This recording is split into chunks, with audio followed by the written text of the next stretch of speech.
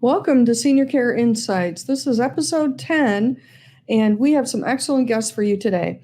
We have Cherie Wisdom, who is with the Meridian Senior Center. We also have Michelle Rincon from PACE, and we have Jack Weyers, an attorney from Family and Elder Law of Mid-Michigan. Welcome.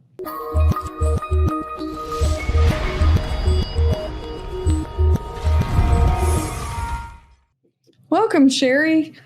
Cherie is our first guest for today. Thanks so much for joining us today. Thanks for having me, Deb. It's good to see you. Yeah, nice seeing you. So tell us a little bit about yourself and how you became the coordinator at the Meridian Senior Center. Okay, well, I've been the coordinator for 15 years, and I started out as the assistant here at the Senior Center. And then when the then coordinator retired, I moved up into this position and have been in it for now 15 years. I'm a school employee, so part of that time I also was used throughout the school district, but as time has gone on, my sole role has been with the Senior Center. Oh, nice. Very nice. Yeah. All right. So tell us a little bit about where the Senior Center is located. Okay. Well, the Senior Center can sometimes be hard to find for people for their first time. So we are located in the east wing of Chippewa Middle School. Chippewa Middle School is located on the corner of Okemos Road and Kinawa Drive. There's two middle schools on that road, Chippewa Middle School and Kinawa Middle School. So that makes it even more confusing. But we are in Chippewa Middle School. We're in the east wing, so we're closest to the auditorium. And there is a large sign over our door that says Meridian Senior Center, so you won't miss it once you get to the correct parking lot.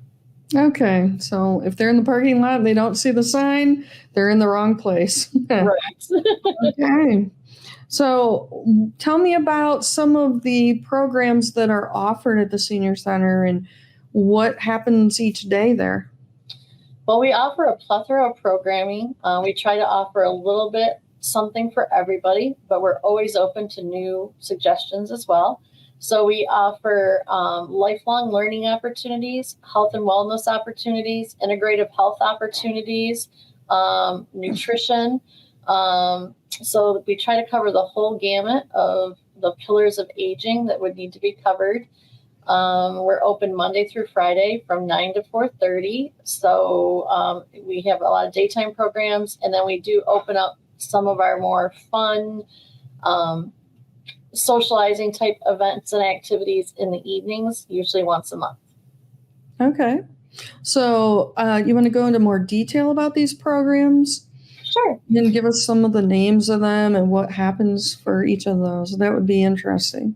Sure. So I can tell you what's happening tonight. Tonight is one of our big community-wide social events. It's Taco and Trivia Night. So for just $5, you can get a ticket and you can come have a taco dinner that's being catered by El Oasis. And then we have Tunes DJ coming in, and they are providing the trivia for the night. So we'll have teams of 6. They'll sit down at a table and do trivia together. There'll be dinner and prizes. That's an idea or a sample of what we do when we have our evening programs. Our daytime programs, some of them are continuous and they happen every month after month. And then we also have new ones that are shaken up in there as well. So we have Jazzercise Low for our fitness and exercise classes. We have Jazzercise Low. We have yoga. We have Tai Chi. We've also offered line dancing in the past, balance and core classes, rebounding classes. We have a fitness room, a small fitness room that's open to our members that has an elliptical, treadmill, and a recumbent bike, as well as some bands for strength training. We offer integrative health opportunities. In our integrative health room, we offer mindfulness and meditation. We offer massages. We offer reflexology, and we offer Reiki. We do birthday celebrations, and we'll have lunch and learns periodically throughout the month. Those change up based on the topic and the person or people coming in to talk. We have holiday celebrations. We partner with the school district to offer tech help classes, craft classes. Fiber Circle. I know I'm missing something. I think that covers a lot of it. We offer a lot of programs, and they're ever changing. And so, like I said, some of them are stay the same. We offer them every month, but a lot of them change every month as well. Okay. So what is the cost to attend any of these programs? So some of the classes have fees. We try to keep, I forgot to mention, we offer cards and games on a regular basis. Those are some of our most popular things. I probably should throw that out there. Okay. We offer euchre, we have mahjong, we have people that come in and play bridge. So we have games, table tennis and pool. We have a billiards table. So we have a large group of people that come in and play both those things as well. Oh, nice. Yeah. So to join, you don't have to be a Meridian Township resident to join. Anybody can come. There's a lower fee for residents than there is for non-residents. And then most of our programming is covered at no charge with your membership, but there are some things that have additional fees. So if we have a contracted employee that needs to be paid, there usually is a small fee. So for example, if you're coming in to get a massage, you would pay $15 for your 15-minute massage. If you're coming in for jazzercise, I think it's like $3 or $4 a class. If you're coming in for yoga, it's about $10 a class. Right now, we're able to offer Tai Chi for free because we got that class under a grant. So it all kind of varies, but anything that we can offer at no charge, we do. And we certainly try to keep the prices down as much as we can. Yeah, those sound very, very reasonable. Yes. So for the massages, do they need appointments or do they just walk in, or how does that work? Definitely appointments. He's usually booked. So, yeah, definitely appointments. And you can do up to 30 minutes. So you can take 2 15-minute slots. And he's here once a week. We will be bringing in a second massage therapist probably in the spring. And then we also have a reflexologist, and she's new. Her schedule has not filled up yet, but still we do require appointments for both of those. Okay. And how much is her fees for? $15 for reflexology. Yep. Okay. That's actually very inexpensive compared to what they would pay going to an actual person in a business. So that's correct. That's a really good deal for them. Okay. And how do they go about making an appointment? Do they just get on your website? Do they have to make a call? Yeah, they give us a call, and they can reach us at 517-706-5045. And just give us a call. We can tell them what appointment slots are open and what day, and then we also give reminder calls. So. Oh, that's nice. So do these people who do the massages, are they there every day? No. So he actually owns his own massage business. So He comes in once a week and does massages for us once a week. Like I said, we are looking to bring in a second massage therapist in the spring, but we haven't done so yet. Okay. But that's something we're going to be doing. So what makes your senior center a valued part of someone's retirement years? Well, once you retire, I think what happens at our senior center is we get like-minded people in the same environment. So when people are retiring or they become newly single and they don't want to be isolated, they don't want to be lonely, and they want to get out and meet new people, find fun things to do, we're the place to go. So, if you go to a 55 and older community down in Florida, this like-minded people living in the same community, enjoying the same things. Well, why can't like-minded people do the same thing in Michigan? And that's why we're here. Okay. And about how many people are members of your senior center? Well, since COVID, unfortunately, our membership has dropped about half, but we are at about 300 members, and actually higher than that, but somewhere in between 300 and 400 members is what we currently have. And like I said, it is down about half from what it was prior to COVID. People's confidence in getting out is building up. We haven't had an outbreak here or anything, so it's a safe place to come. Mm-hmm. It's clean. And what age does somebody have to be considered a senior? Here, 55. 55. Wow. Yeah. Okay. Yeah. All right. And what things do you have in store for the future in this for your senior center? What's coming up? Oh, well, the school, because we're in a school and we are part of the school district is doing some reorganizations of buildings, and they're going to be rebuilding a new middle school here on the property. So there are some changes coming as far where our location is going to be. We don't really know anything exact yet. There's talks with the township with possibly providing a new community/senior center. And if that doesn't work out, then I know the school will find a new location for us. So that's probably the biggest news of what's happening in the future. But other than that, just that, we're open. We're always looking for new members to come in and, start a new fun chapter of your life here with us with great things to do. Okay. What about pickleball? Do you guys have pickleball? So the township offers pickleball, so we do not. Okay. But I know a lot of seniors play pickleball, and I actually just learned. Yes, a lot of seniors do play pickleball. Every summer for the last few years, we have gotten with one of the women that's like kind of a coordinator for the pickleball with the township, and we offer lessons to our members if they want to take it for a beginner. So you will see that coming up in the summer where you can get, I think it's like 3 or 4 week lesson at the park with the pickleball courts. Okay. Anything else exciting happening in the near future? Any activities or events that you want to share that are happening maybe in February or March? Yeah. So if you're specifically looking for our fun social events, some of our fun social events, which would be a great time for somebody new who's never been here to come, would be we're having a senior social at Spags Bar and Grill in February. We're going to be and that's at that location. And there's tickets are on sale for $5 per person for that event. It's going to include dinner, obviously, music, games. They have pool tables, darts, all that kind of stuff, jukebox, dancing. And then we're also going to be having a Hawaiian luau here at the end of February. And we're going to be having, we celebrate the Kentucky Derby here with our own version of a Kentucky Derby party. So that will be coming up in May. I'm trying to think. There's so many big events. We try to do one big event, something like that, fun every month. So you just have to keep an eye out on our newsletter.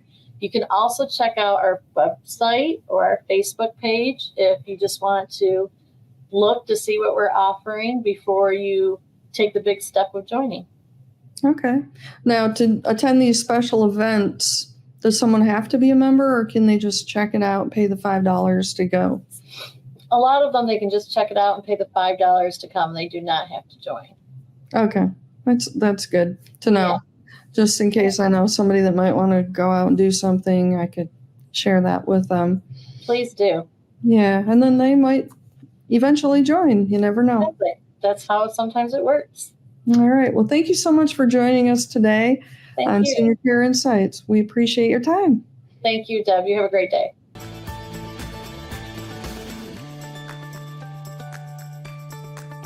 The friendship, the closeness that two people can have.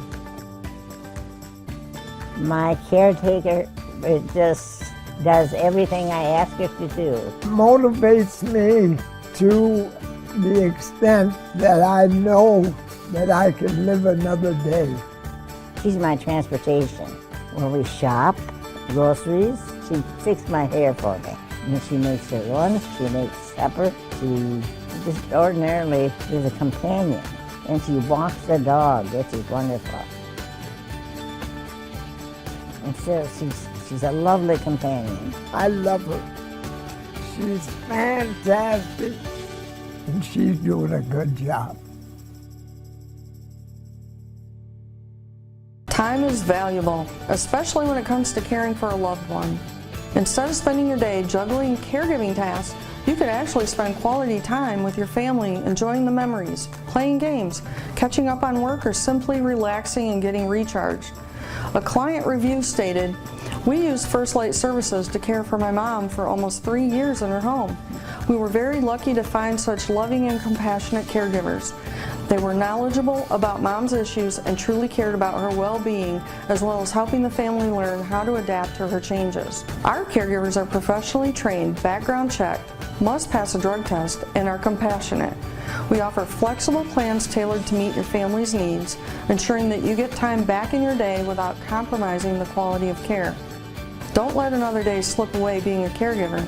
Make the call today and let First Light Home Care of Greater Lansing illuminate the pathway to exceptional home care and give you back the gift of time."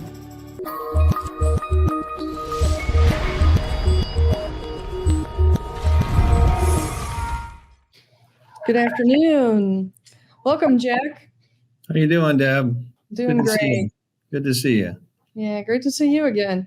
All right. We have Howard J. Weyers, aka Jack, from the Family and Elder Law of Mid-Michigan. And he's going to be speaking to us today about powers of attorney. So after nearly 25 years of it being in the employee benefit industry, Jack decided to go back to school to pursue his dream of becoming an attorney.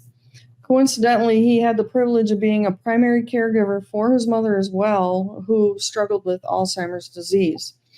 All of these experiences occurred at or around the same time to inspire him to pursue a career in the area of estate planning and elder law to help families plan for and endure in times of need. So, could you tell us about a significant moment and or experience that inspired your strong commitment to helping families dealing with various illnesses? Yeah, sure can, Deb. It's kind of a real kind of confluence of things that happened all at once, but I decided to go back to law school at a very old age. And when I did that, you have to take a law school entrance exam. So I had talked to some people that I knew were practicing law, and they had visions of me entering practice with them in the gaming law area. So it's very different than what I'm doing today. So you take a test called the LSAT, which is the law school entrance exam. The day after I took that exam, my mom was diagnosed with Alzheimer's disease. So I was still going to go down the original path, but as you mentioned before, Deb, I was one of her primary caregivers. And as we went through that process, I would take mom out, try to keep her engaged as much as I could. And one of the things I did was take her to a local memory care facility because they did gardening there, and it was somewhere I could take her where she could garden and be safe, that we didn't have to worry about her wandering off. And while I was there, I just watched, just kind of observed the other folks that were at the nursing home. And there were folks that were there all alone and their family never visited them. Mm-hmm. There were folks where you heard the families, just fretting about how they were going to pay for care and continue to pay for care. And then the worst ones where you'd hear the people sitting around wondering if grandma was going to die in time that they'd still get some money. So, you saw the really good and the really bad there. And that experience really inspired me to give up the gaming law piece and become an elder law attorney. So that's really what got me here. And that's what kind of fuels my passion on a daily basis. Okay. Well, today we're going to talk about the importance of powers of attorney. Yeah. And so can you explain what are powers of attorney? So powers of attorney can cover a pretty broad area, but we always kind of refer to it as above ground planning. So it's the planning that you do if you're above ground, so you're still alive, but you're not well. So what would happen if you became incapacitated? Who could make various decisions for you and act on your behalf? So there are really a couple areas of concern that we really want to address. And if you don't address it yourself, the court system in our state, in Michigan and most states, has a resolution too. But most people don't want the state making decisions for them and creating the rules for which their care would be provided and how their money might be spent to provide that care. So there are really two primary documents that we use. One's called a patient advocate designation. Some people call it a healthcare power of attorney or a medical power of attorney or a healthcare proxy. And it's a document where you name the person who can make your healthcare decisions for you if you can't. The other document we use, we refer to it as a durable power of attorney, and that is the document that allows people to make financial and legal decisions for you when you can't make them for yourself. Okay. So what powers of attorney are needed? Are both of these needed, and why are they needed? Well, so again, as I said, the reason that they're different is because they're different in the law. So in Michigan, you may have heard of legal proceedings called guardianship and conservatorship. A guardianship is if somebody hasn't executed powers of attorney, and they can no longer make decisions regarding their care, custody, medical, and mental health treatment, someone has to go to the court and petition to become their guardian. Oftentimes the state does this, sometimes family members. A patient advocate designation in Michigan, that's how it's encoded in the law, is a document that allows you to appoint a patient advocate and their successors if they can't act, because sometimes your agent may not be able to act. So we try to build some depth into that document and to create rules as it relates to your care, custody, medical, and mental health treatment, to give them direction. Some people have heard the term advanced directives or medical directives. So there's a grant of legal authority that gives someone the authority to make those decisions for you. And then you can provide direction or instructions in that document so they know how you want to be cared for. So in short, as it relates to your health care, you get to choose the people who will act for you rather than the court making that decision. And you get to decide the rules they play by rather than a judge making those decisions for you. So that relates to the healthcare piece, and it's a separate document. And the other document, as I said before, is a durable power of attorney. And that's, would you name someone to make legal and financial decisions for you if you're incapacitated? So who pays the bills? These can be two different people. You can have a patient advocate that's different from your power of attorney. And oftentimes people like those kind of checks and balances, or they want to, split up the duties, because sometimes these aren't the most fun jobs, and you have other people questioning the decisions you're making and things like that. But we try to do the same thing in that document as we provide direction as to how we want our money spent. And, together those things are, you have the person who can arrange for your care, and then the other person who arranges for payment of your care and make sure all your other bills get paid. Okay. So who basically needs a power of attorney? Well, interestingly, and this is one that people forget, and it doesn't necessarily relate to seniors, is really everyone over the age of 18 should have powers of attorney. And there's a couple different scenarios that you might think of, but if you send a child off to college, they get in a car wreck and they're injured, you as your parent, once they're 18, they're an adult, you as their parent no longer have legal authority to make decisions for them as it relates to their health care. So we always say everybody who's reached the age of 18 should have at least a patient advocate designation, if not a financial power of attorney. So really everybody needs them. So there's kind of that piece, is every adult, if they want to make the decision as to who's going to make those decisions for them, should have powers of attorney. And the other thing is kind of a public duty to do these things, because if you don't do it, you're going to tie up the court system. A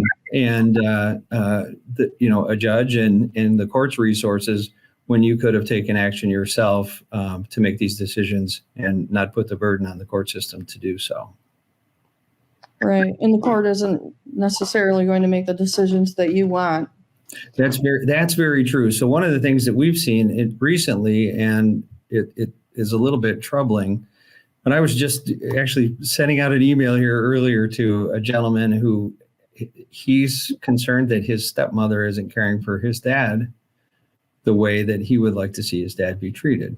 So, and we don't know if she has power of attorney, but he asked if he should go to court and apply for guardianship or conservatorship. And I said, the risk that you run there is stepmom as wife will have statutory priority to act as dad's guardian and conservator. But son, if son can show that she's maybe not acting in his best interest, the judge may not pick the son automatically to be guardian and conservator, because oftentimes judges who get elected don't want to make that call. And the easy call for them to make is to appoint a public administrator. And that's when you see, and I mean, some of you may seen the show I Really Care on Netflix, where you see public people, public administrators or private people acting as professional guardians and conservators, acting in those roles. So you've got somebody who's in charge of your healthcare and your money who you don't even know. Okay. So it's a bit risky, and most people don't want to. Sounds like it. It sounds very risky. Yeah. So in fact, recently there was a Court of Appeals case here in Michigan where the Court of Appeals admonished a probate judge because he was doing this kind of, it became his standard of practice is when people came in, he would just appoint public guardians rather than appoint family members, even when the family members wanted to be the guardian. So it's just doing the powers of attorney is just a way for you to take control and for you to make the decisions rather than leaving that up to the state or the court. What specific decisions can all be made in a power of attorney in terms of healthcare? So we have what we call basic documents. And so for example, a basic patient advocate designation. In my case, I, Jack Weyers, appoint my wife, Becky Weyers, to make healthcare decisions when 2 doctors have certified that I'm no longer able to participate in my own healthcare decisions. If Becky can't do it, my buddy Mike is next. If Mike can't do it, my sister's next. So we build that kind of flexibility into the document. So that's the first decision you make. And we think you ought to make that, with some forethought. You want people to be able to carry out your wishes. In that basic document, there's generally a section that gives you one of 3 choices as it relates to end of life. So the first choice would be, if I'm in a coma or irreversible vegetative state with no hope of recovery, if life-sustaining treatment would only artificially delay my death, or the burdens of treatment, in my patient advocate's opinion, outweigh the benefits of treatment, please cease all life-sustaining treatment and let me die naturally while relieving me of pain and keeping me comfortable. So that would be choice 1. There's a second choice that just says, if I'm in a coma or irreversible vegetative state, stop life-sustaining treatment. And then the third choice is keep me alive no matter what. So that would be in a basic document. In an enhanced document, we would put directions as to different things. You want family there to pray with you, what kind of music you want to have played while you're at the hospital. Do you want to be taken outside before you pass away? All those sorts of things. We can put direction as it relates to organ donation, donating your body to science, how you want to be remembered. If you're in a long-term care situation, we create another document called a personal care plan. And that's just how you want to be treated on a day-to-day basis. Mine says, give me two cups of black coffee before 10 a.m. This is the kind of music I like. This is the kind of music I really don't like. I'm spiritual, so, please expose me to spiritual situations when you can. I want to be taken outside a couple times a day, unless it's a blizzard or rains all day like it did here today. Don't feed me liver, because my grandpa used to make me eat it all day, and don't feed me shrimp because it'll kill me. So we can be that detailed. And, in your job, so oftentimes you've got people you're caring for that can't really express how they want to be cared for. And if we can provide an instruction manual, it makes everybody's job easier, creates peace of mind, and hopefully prevents family fights when people start questioning the patient advocate on why they're providing treatment the way they are. Okay. So that's something we do in the healthcare. The financial power is a little bit less, flexible. There's kind of more legalese in that document. But some of the things we do there is we integrate the financial power of attorney with the rest of an estate plan, so that we're coordinating the actions of the patient advocate with the financial power of attorney to make sure care is paid for appropriately. If you're a business owner, who can run your business, because that may not be the family member that you choose as your financial power of attorney. We put all the powers that would be needed in that document and direction as to how we might protect assets if we were in a very long-term situation that might bankrupt the family, where we could try to qualify them for Medicaid long-term care benefits if needed. So how would someone go about getting powers of attorney completed? Well, there's a lot of ways you can do it. You can go online and find them. I don't necessarily recommend that because maybe I'm being a little selfish in that regard, but I think there's some counseling that goes into that, to the process. So, in some thought, oftentimes we see people just name their kids the oldest to youngest, and then they end up with the wrong agent. They maybe haven't thought through the decision-making process. So, the easy answer there is come see a lawyer, come see an estate planning or elder law attorney, preferably somebody that does elder law, and have them, just have these discussions about what you want to have happen, what you don't want to have happen, and who the right people are to make those decisions for you. Okay. Well, thank you so much for joining us today on Senior Care Insights. Your information was very valuable. I'm sure a lot of people don't realize everything that can be done using a power of attorney.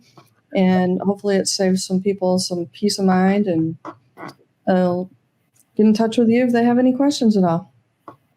All right. Thanks, Deborah. Appreciate you having me here. Yeah, thank you for joining us.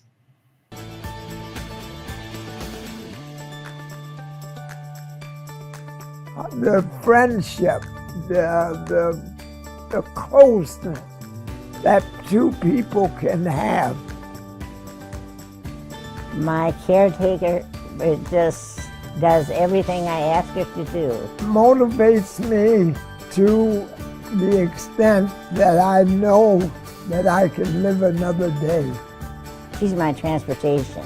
When we shop, groceries, she fixes my hair for me. And she makes her lunch, she makes supper, she just ordinarily is a companion.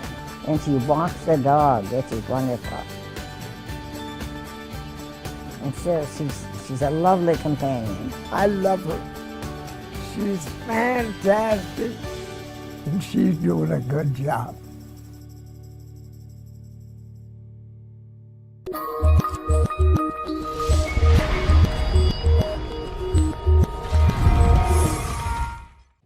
Welcome back to Senior Care Insights. We now have Michelle Rincon with us. She is the Marketing and Research Director at PACE. Welcome, Michelle. How are you doing today? I'm doing great. Thanks for having me. Well, thank you so much for joining us. First of all, many people probably do not know what PACE is and what PACE stands for.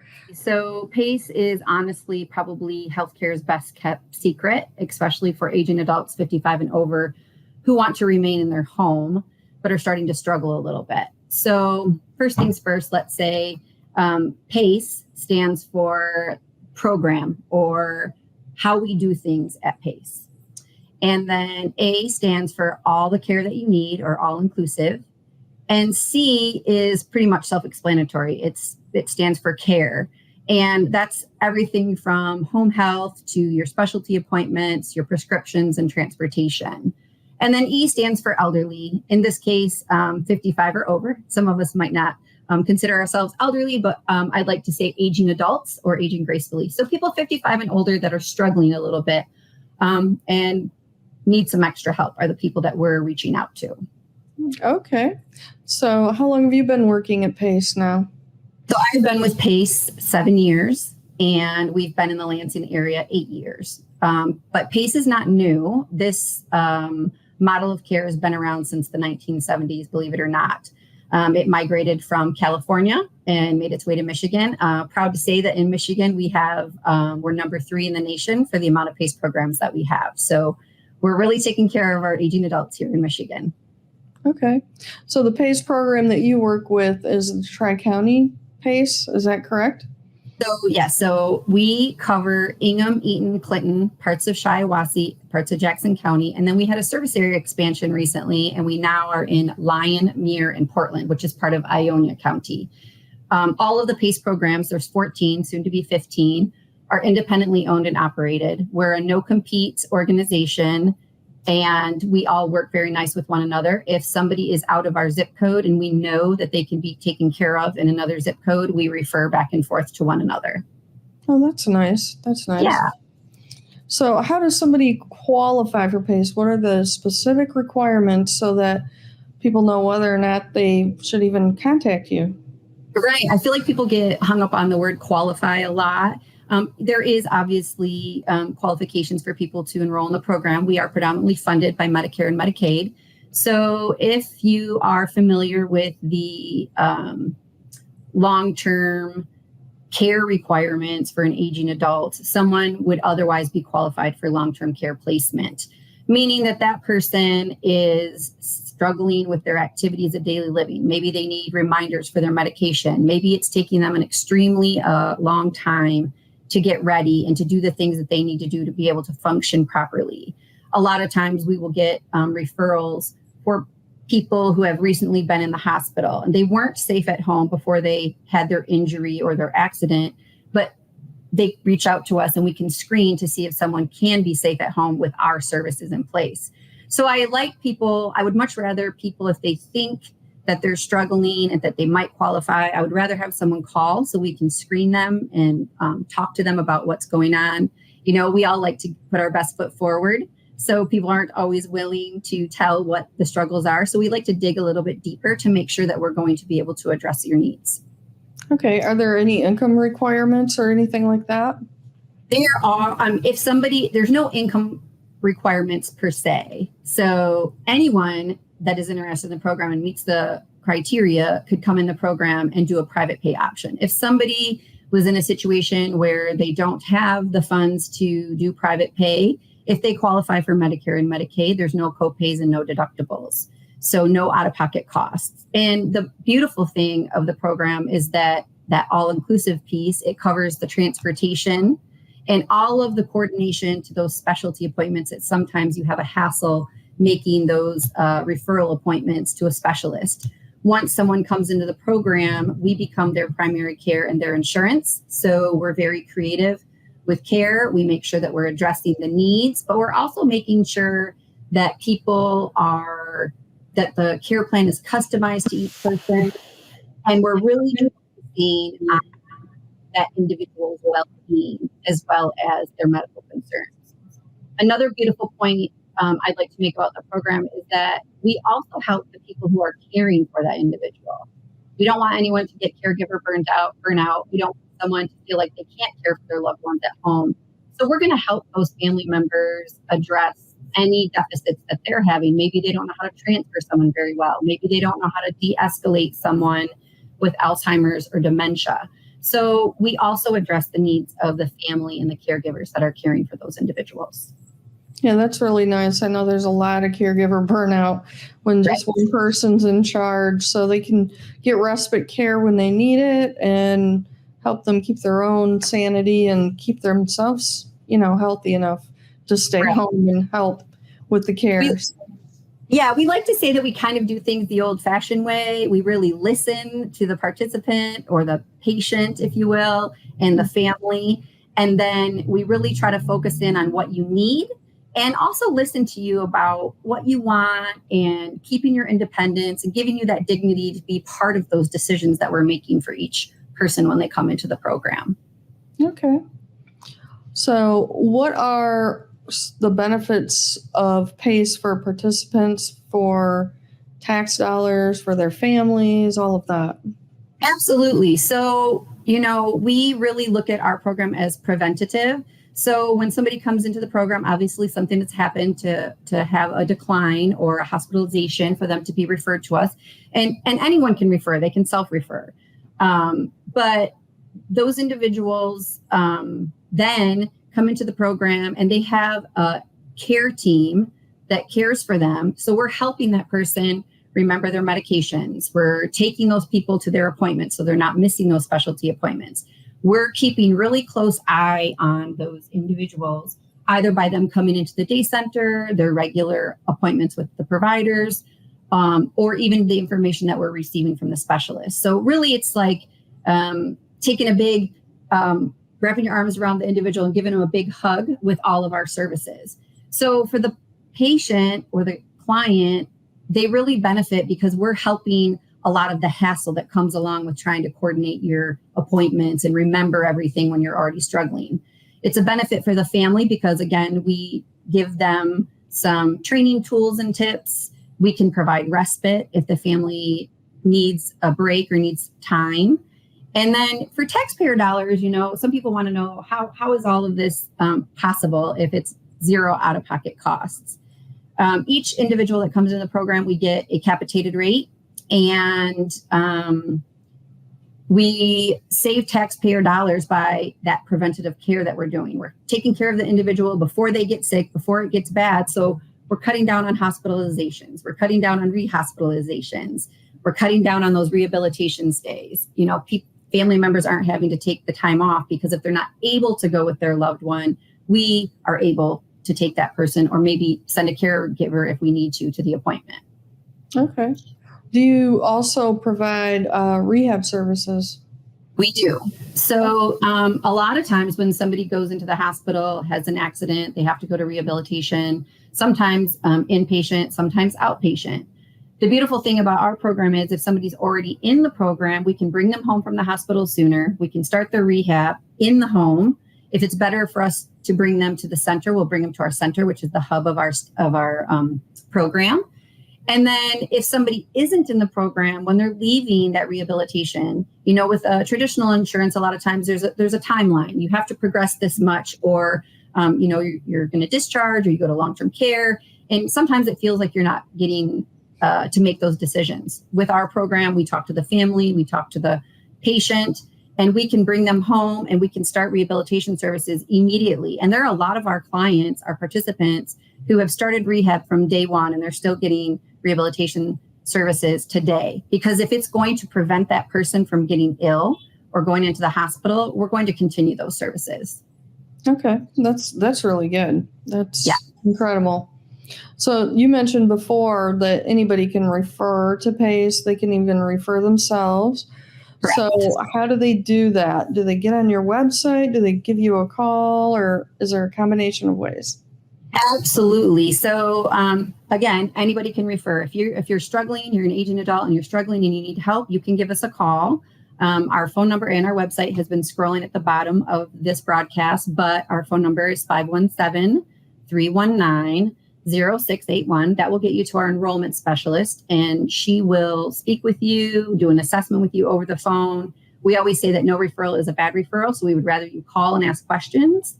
A provider can refer you, a rehabilitation center, a family member. The only thing that we ask, because of the guidelines that we follow with CMS, is that if you refer someone, you tell them that you're referring them, and they at least know that someone from PACE may be calling them. We don't ever want to make anyone feel harassed. There's a lot of long-term insurance and a lot of insurance calls that happen for people. And we want people to know that we're only calling them because they showed interest or a family member referred them. If they're not interested in the program, no problem, no pressure. We just want to make sure that we get the information out there. Okay. The website is very easy. You can get on the website. There's an enrollment section. You fill out the form. It goes directly to our email, and we try to reach back out to you within 24 hours or less. Awesome. So my other question is, do you have volunteer opportunities for people who would like to help others in the community?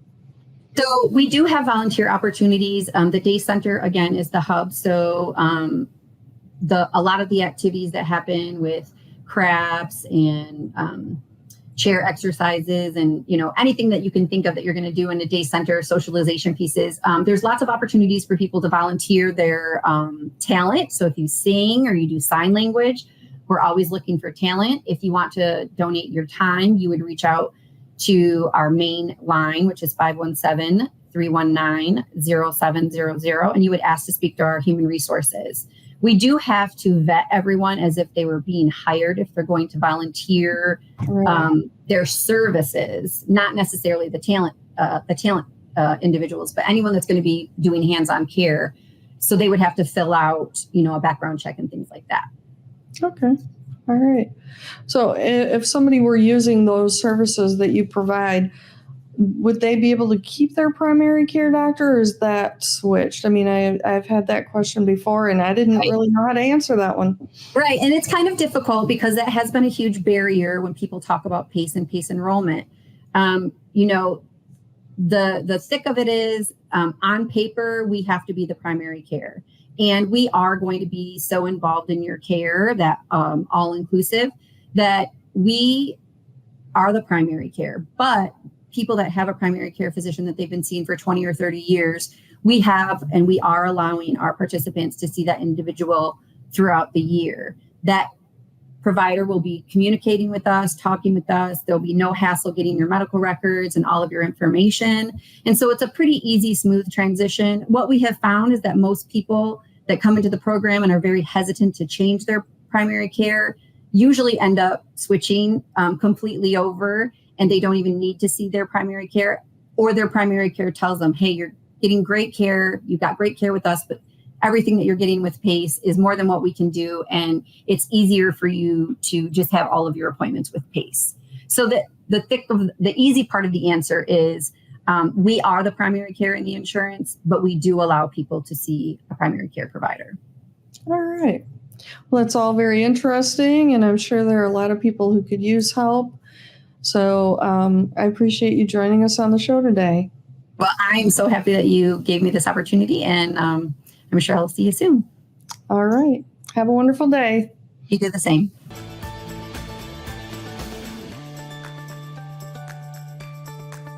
The friendship, the closeness that two people can have. My caretaker just does everything I ask her to do. Motivates me to the extent that I know that I can live another day. She's my transportation. When we shop, groceries, she fixes my hair for me. And she makes her lunch, she makes supper, she just ordinarily is a companion. And she walks the dog, which is wonderful. And so she's a lovely companion. I love her. She's fantastic, and she's doing a good job. Time is valuable, especially when it comes to caring for a loved one. Instead of spending your day juggling caregiving tasks, you could actually spend quality time with your family, enjoying the memories, playing games, catching up on work, or simply relaxing and getting recharged. A client review stated, "We used First Light Services to care for my mom for almost 3 years in her home. We were very lucky to find such loving and compassionate caregivers. They were knowledgeable about mom's issues and truly cared about her well-being, as well as helping the family learn how to adapt to her changes. Our caregivers are professionally trained, background checked, must pass a drug test, and are compassionate. We offer flexible plans tailored to meet your family's needs, ensuring that you get time back in your day without compromising the quality of care. Don't let another day slip away being a caregiver. Make the call today and let First Light Home Care of Greater Lansing illuminate the pathway to exceptional home care and give you back the gift of time."